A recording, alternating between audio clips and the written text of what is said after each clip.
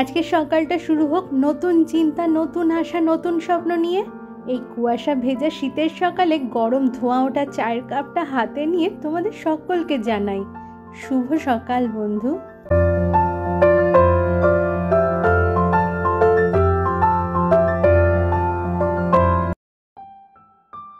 সকালটাতে এত কুয়াশা ছিল চারিদিকে, জলে হাত ভিজিয়ে কাজ করতে একদম মন চাইছিল না। একটু বেলা হয়েছে, এখন 10:30 মতো বাজে, রোদ উঠেছে। বাসি কাজ টাজ সেরে চা জলখাবার খাওয়া সব হয়ে গেছে, তো বাজার করে দিয়ে বাবু বেরিয়ে গেছে নিজের কাজে। আজকে দুপুরবেলার খাবারের সময়ও থাকবে না, খাওয়া দাওয়া আমি আর মেয়েই করব। তো ভাবলাম আজকের দিনটাই একদম আমার জন্য শ্রেয়, কিছু কাজ গুছিয়ে নেওয়া যাক, সারা সপ্তাহের জন্য নিশ্চিন্ত থাকা যাবে। তো চলো ভিডিওটা শেয়ার করি, আশা করি তোমাদের ভালো লাগবে। প্রত্যেক সপ্তাহে একটা দিন আমি এরকমভাবে কাজ গুছিয়ে নিই, সারা সপ্তাহ আমি রান্নাবান্নার জন্য নিশ্চিত থাকি। দেখো রসুন ভিজিয়ে রেখেছিলাম, রসুনগুলোকে সমস্ত ছাড়িয়ে নিলাম। আদা রসুন কিন্তু আজকে বাজার থেকে আসেনি, এটা আগেই আনা হয়েছে। বাজার থেকে 500 গ্রাম মতো আদা আনা হয়েছিল, সেখান থেকে আমি 100 গ্রাম পরিমাণ মতো আদা নিয়ে ভালো করে খোসা ছাড়িয়ে টুকরো করে কেটে নিলাম। আর নিয়েছি 4-5টা মাঝারি সাইজের টমেটো আর 20 পিস মতো লঙ্কা। ভালো করে এই সমস্ত জিনিসকে মিক্সিতে আমি পেস্ট করে নেব। তারপরে আমি কড়াইয়ের মধ্যে সর্ষের তেল নিয়ে সেখানে লবঙ্গ দিয়েছি 4-5টা, এলাচ 4-5টা, 4টে মতো শুকনো লঙ্কা, 2টো তেজপাতা আর 1.5 ইঞ্চি মতো দারচিনি দিয়েছি। ভালো করে এই গোটা মশলাগুলোকে ভেজে নিয়ে বাটা মশলাটা মিশিয়ে দেব। দেওয়ার পরে কিছু গুঁড়ো মশলা এর মধ্যে আমি দিয়ে দেব। তার মধ্যে দিচ্ছি বড় চামচের 1 চামচ হলুদ গুঁড়ো, 2 চামচ ধনের গুঁড়ো, 4 চামচ জিরের গুঁড়ো আর পরিমাণ মতো লবণ। তো ভালো করে এবারে মশলাটাকে ভালো করে কষিয়ে নেব।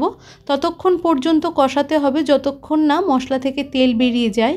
আর এখানে দেখো আজকে দুপুরে তো বাবু লাঞ্চে থাকবে না, সেই জন্য ভাবলাম আলু পটলের তরকারি বানাবো। রুটি খাবো আমি আর মেয়ে, আমরা দুজন রুটি খেতে ভালোই বাসি।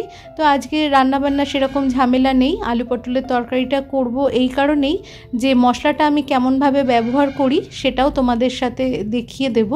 তো দেখো ওই মশলা বানানোর ওই কড়াইয়ের মধ্যেই আমি তেল দিয়ে আলু পটলটা ভালো করে ভেজে নিলাম। ভাজার পরেই মশলাটা তো পুরোপুরি রেডি করাই আছে, কষিয়ে 1 চামচ মতো মশলা দিয়ে ভালো করে মিশিয়ে নিয়ে আমি জল দিয়ে দেব। ফুটে উঠলেই ঘি গরম মশলা দিয়ে নামিয়ে দিলেই আমার তরকারি রেডি হয়ে যাচ্ছে। তো এরকম একটা মশলা যদি ঘরে বানানো থাকে তাহলে রান্নাবান্নার কোনো চিন্তাই থাকে না। সবজিগুলোকে ভালো করে ভেজে টেজে নিয়ে এরকম মশলা মিশিয়ে দিলেই ভালো করে তরকারি ফুটে উঠলেই রান্নাটা রেডি হয়ে যায়। আর বাকি যে আদা রয়েছে তার মধ্যে থেকে বেশ কিছুটা পরিমাণে আদা নিয়ে খোসা সমেত আমি কেটে টুকরো করে শিশিতে স্টোর করে ফ্রিজে রেখে দেব। ফ্রিজে যখন আমি আদা স্টোর করে রাখি তখন সেটার খোসাটা আমি ছাড়াই না। আমার চ্যানেলে তোমরা যারা নতুন বন্ধু আছো আর আমার ভিডিওটা এখন যারা দেখছো, যদি কিছু ভালো লাগে এই ভিডিওর তাহলে সাবস্ক্রাইব করে প্লিজ আমার পাশে থেকো। আর তোমরা যারা অলরেডি এই কাজটা করে রেখেছো তোমাদের সকলকে জানাই অসংখ্য ধন্যবাদ। আর বাকি যেটুকুনি আদা ছিল সেটাকে আমি গ্রেটারে গ্রেট করে নিয়ে রোদে শুকিয়ে নিয়ে ওই ড্রাই জিঞ্জার বা শুকনো আদা যেটা বলে সেটা বানিয়ে নিচ্ছি। এরকম আদা যদি শুকিয়ে ফ্রিজে রাখা থাকে তাহলে অনেক দিন পর্যন্ত আদা খুব ভালো থাকে, চায়ের মধ্যে মিশিয়ে খেতে এই আদা খুবই সুবিধা হয়। আমার ওই জন্যেই এরকমভাবে আদা আমি শুকিয়ে রেখে দিই।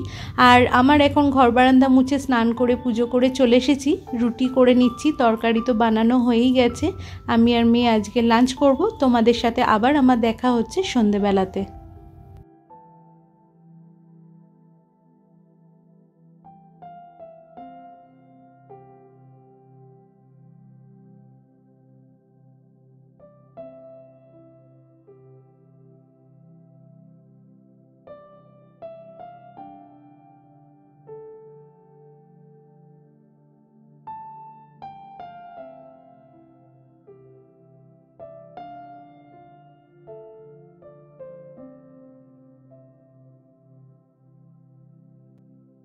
সন্ধে লাগিয়ে চা খেয়ে চলে এসেছি রান্নাঘরে আবার। তো এইখানে দেখো আমি ফ্রিজটা ডিপ ক্লিন করে নিচ্ছি আজকে। প্রথমেই সমস্ত যে র্যাকগুলো আছে সেগুলোকে সমস্ত খুলে নিলাম। আর এবারে একটা সলিউশন আমি ব্যবহার করব, যে সলিউশনটা আমি বানিয়েছি হাফ পরিমাণ ভিনিগার আর লিকুইড বাসন মাজার সাবান ইউজ করেছি, আর বাকি অর্ধেকটা আমি নিয়েছি জল। এই দিয়ে যে সলিউশনটা তৈরি করেছি সেটাকেই স্প্রে করে আমি ফ্রিজের ভেতরটা সমস্ত কিছু পরিষ্কার করে নেব একটা শুকনো কাপড় দিয়ে মুছে। ইভেন গ্যাসকেটগুলো যেগুলো আছে ফ্রিজের সাইডে সেইগুলোকেও আমি কাপড় দিয়ে ভালো করে মুছে তুলে নেব। প্রত্যেক মাসে আমি একবার করে এরকমভাবে ফ্রিজটা ডিপ ক্লিন করি। আর এই সলিউশনটা দিয়ে আমি কাউন্টার টপও পরিষ্কার করছি, মাইক্রোওভেনের ভিতরেও পরিষ্কার করছি। তো এরকম একটা সলিউশন যদি বানিয়ে তোমরা স্প্রে বটলে করে রেখে দাও তাহলে ঝটফট কাজে অনেকটা সুবিধা হয়। খালি স্প্রে করবে, মুছবে, ব্যাস কাজ শেষ।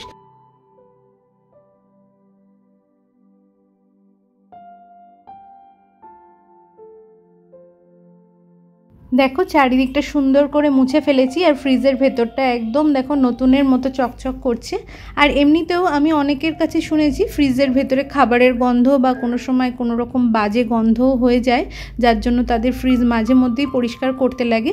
তো এই ক্ষেত্রে আমার মনে হয় ফ্রিজে খাবার দাবার কখনোই খালি বাটিতে করে রাখা উচিত নয়, তাতে খাবারের গন্ধ তো নষ্টও হয় আর ফ্রিজের মধ্যেও এর থেকে একটা বাজে গন্ধ তৈরি হয়।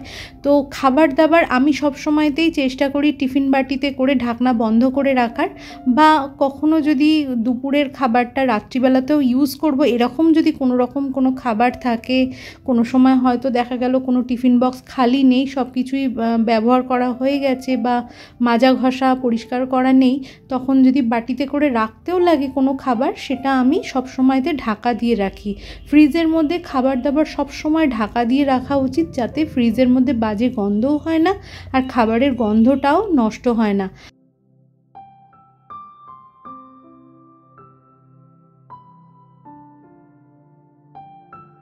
একটা পাতিলেবু অর্ধেকটা করে যদি ফ্রিজের মধ্যে রেখে দেওয়া হয়, বা বেকিং সোডা একটা ছোট কন্টেনারে করে মানে বাটিতে করে যদি ফ্রিজের একটা র্যাকের মধ্যে রেখে দেওয়া হয়, আমি শুনেছি যে ফ্রিজের মধ্যে বাজে গন্ধটা হয় না। তোমরা হয়তো আরও অনেক ভালোভাবে ফ্রিজ ডিপ ক্লিন করে থাকো বা করার পদ্ধতি জানো, আমি যেটুকুনি জানি সেইটুকুনি তোমাদের সাথে শেয়ার করলাম। তো ফ্রিজটা আমার পুরো পরিষ্কার করা কমপ্লিট হয়ে গেছে, প্রত্যেকটা র্যাক লাগিয়ে দিয়েছি, যে শেলফগুলো আছে সেগুলো সমস্ত পুরো শুকিয়ে নিয়ে ভালো করে মুছে পরিষ্কার করে লাগিয়ে নিয়েছি। এইবারে দেখো আমি ডাইনিং টেবিলের যে ম্যাট আছে এটা ম্যাটগুলো আমি এর মধ্যে পেতে দিচ্ছি। আমি এই ফ্রিজের মধ্যে শেলফ লাইনার হিসাবে ডাইনিং টেবিলের ম্যাটই ইউজ করি, যেটা আমার কাছে চিপ অ্যান্ড বেস্ট।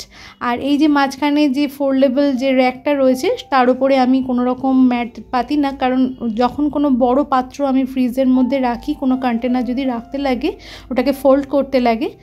তো এখানে দেখো আমি বাটা মশলাটা, যে টুকরো করা আদা যেটা ছিল সেইটা, রসুনের কন্টেনার সব কিছু ফ্রিজে আমি ডোরে রাখলাম, আর এখানে আমার সমস্ত ড্রাই ফ্রুটসগুলো রয়েছে।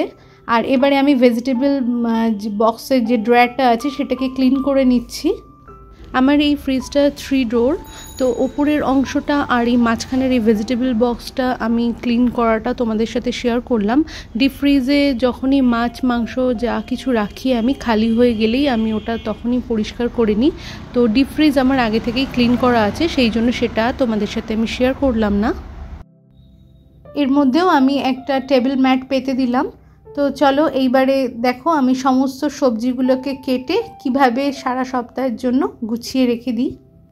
তো শীতকালীন সবজি পেঁয়াজকলি আমরা নয় ভাজা খাই, নয় মাছের ঝোলে, বা নয় কোনো তরকারি করে খাই। তো সেই আন্দাজের মাপেতেই আমি পেঁয়াজকলি কেটে নিলাম। কড়াইশুঁটিগুলোকে খোসা ছাড়িয়ে একটা কন্টেনারের মধ্যে আমি টিস্যু পেপার দিয়ে কড়াইশুঁটিগুলোকে স্টোর করব। মোটামুটি 1 সপ্তাহের জন্য আমি সমস্ত রকম সবজিগুলো স্টোর করছি। আলু পেঁয়াজ তো আলাদা আছেই, সেগুলোকে এর মধ্যে আমি আনছি না। যতটা পরিমাণে বিনস বাজার থেকে নিয়ে এসেছে সেটাকে আমি আগে অর্ধেক করে নিলাম, তারপরে আমি সেই মাপ অনুযায়ী আমি এগুলোকে কেটে টিফিন বাটিতে করে গুছিয়ে রাখবো। আর প্রত্যেকটা টিফিন বাটির ভিতরে কিন্তু আমি টিস্যু পেপার দিয়েছি, যাতে ঘেমে জলটা যে জমে সেটা জমে যাতে সবজিগুলো পচে না যায়। আর এখানে দেখো বিনস আমি 2 টুকরো করে নিচ্ছি সাইজ অনুযায়ী।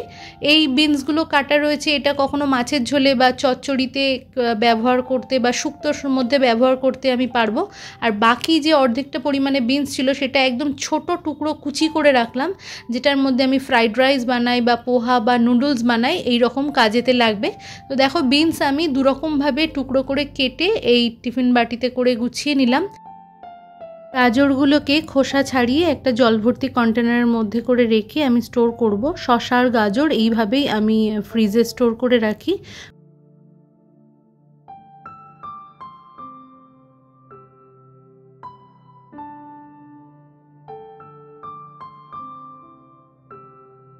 শিম হচ্ছে এমনই একটা সবজি, শীতকালীন প্রত্যেকটা বাজারের থলিতেই শিমের দেখা মেলে।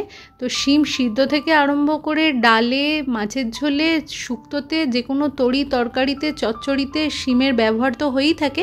তো তোমরা যেভাবে শিম সবজিটাকে বা যেখানে যা যা সবজি আছে প্রত্যেকটা সবজিকেই যেভাবে রান্নায় ব্যবহার করে থাকো সেই অনুযায়ী যদি টুকরো করে কেটে টিফিন বাটিতে করে রেখে দাও, রান্নার সময় ঝটপট ফ্রিজ থেকে বার করবে, পরিমাণ মতো নেবে, ব্যবহার করবে, আবার বাকিটা ফ্রিজে ভরে রাখবে, ব্যাস কাজের অনেকটাই সুবিধা হবে। ক্যাপসিকাম আমি যখন ফ্রিজে স্টোর করি তখন 2 রকমভাবে কেটে রাখি, একটা টুকরো করে কেটে রাখি চৌকো চৌকোভাবে, আর একটা স্লাইস করে দিই। টমেটো আমি সব সময় আমার ওই হাতে সেলাই করা কাপড়ের ব্যাগের মধ্যে ভরেই রেখে দিই, তো আজকেও আমি সেরকমভাবেই রাখছি। সারা সপ্তাহের জন্য একদিনই আমি সবজি গুছিয়ে রাখলেও সপ্তাহের মাঝখানে যদি কোনো সবজি শেষ হয়ে গিয়ে থাকে বা নতুন কোনো রেসিপি বানাতে যদি নতুন কোনো সবজির প্রয়োজন হয়ে থাকে, তাহলে সপ্তাহের মাঝখানে সবজি বাজার আমার আবারও করা হয়ে যায়। এখানে উচ্ছেগুলোকে সিডলেস করে তবেই আমি কন্টেনারে স্টোর করি, তাতে উচ্ছে দীর্ঘদিন ভালো থাকে। লঙ্কাগুলো শুকিয়ে গেছে, সেগুলোর বোটা ছাড়িয়ে কন্টেনারের মধ্যে রাখলাম। ফুলকপিগুলোর ফুলগুলোকে কেটে নিয়ে রাখলাম, যদি মাছের ঝোলে বা ফুলকপির তরকারিতে ব্যবহার করি তাহলে এরকম ফুলই ব্যবহার করা যাবে, আর তা না হলে যদি ফুলকপি ভাজা বানাই তাহলে আরও ছোট টুকরো করে নেব। 2টো বাঁধাকপি আনা হয়েছিল, একটা বাঁধাকপি কেটে অলরেডি আমার গোছানো হয়ে গেছে, তো আর একটা বাঁধাকপি তোমাদের সামনে দেখালাম যে এইভাবে আমি কুচি করে সারা সপ্তাহের জন্য গুছিয়ে রাখি।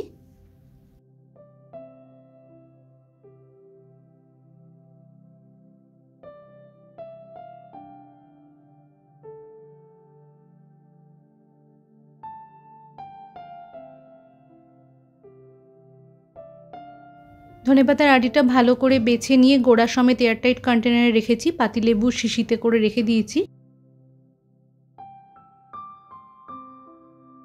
তো বাটা মশলাটা আদা, লঙ্কা, লেবু, রসুন এগুলো সমস্ত ফ্রিজের ডোরে রেখেছি, ডিমগুলো রয়েছে ফ্রিজের ডোরে। আর এই র্যাকটার মধ্যে tomato sauce, chilli sauce, sugar syrup, baking powder, butter এইসব জাতীয় জিনিস থাকে।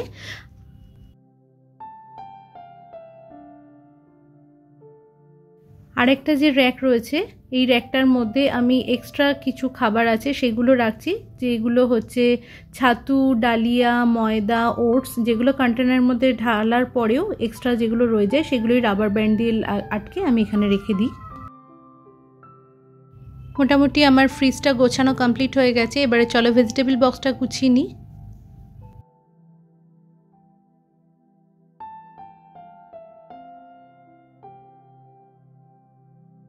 রসুনের কন্টেনার একটা আমি ফ্রিজের মধ্যে রেখেছি আর একটা ভেজিটেবল বক্সের মধ্যে রেখেছি, আর এই নীল ঢাকনি দেওয়া যে এয়ারটাইট কন্টেনারটা আছে এর মধ্যে এক্সট্রা কাঁচা লঙ্কা রয়েছে। একটা কাঁচা লঙ্কার কন্টেনার ফ্রিজের মধ্যে আর একটা ভেজিটেবল বক্সের মধ্যে রয়েছে। তো ভেজিটেবল বক্স আমার সুন্দরভাবে গোছানো হয়ে গেছে, সবজি টবজি সুন্দর করে কেটে কুটে গুছিয়ে আমার ফ্রিজে সমস্ত কিছু তোলা হয়ে গেছে, ফ্রিজটাও গোছানো হয়ে গেছে, ফ্রিজ ডিপ ক্লিনিংও হয়ে গেছে, সব কাজ আমার মোটামুটি শেষ। আর দেখো গাজর শসার বড় কন্টেনারটা রেখেছি বলে মাঝখানের ওই র্যাক যেটা আমি বলছিলাম ফোল্ড করা যায় সেটাকেও আমি ফোল্ড করে রেখে বাইরের দিকে এই কন্টেনারটা রেখেছি। তো সেই জন্যই ওই র্যাকটার মধ্যে আমি কোনো রকম কোনো ম্যাট ইউজ করি না। আর এই যে আদাটা শুকোতে দিয়েছিলাম সেটাও শুকিয়ে গেছে, সেটাকে আমি একটা শিশিতে ভরে ফ্রিজে রেখে দিলাম। আর ফ্রিজের ভিতরটা এত সুন্দরভাবে পরিষ্কার করলাম, বাইরেটা পরিষ্কার না করলে কাজটা অর্ধেক থেকে যাবে, সেই জন্য কলিন স্প্রে করে বাইরেটাও মুছে নিলাম। তো আজকের ভিডিওটা আমি এখানেই শেষ করছি বন্ধুরা, তোমরা ভালো থেকো, সুস্থ থেকো, দেখা হচ্ছে তোমাদের সাথে নেক্সট ব্লগে, ততক্ষণের জন্য টাটা।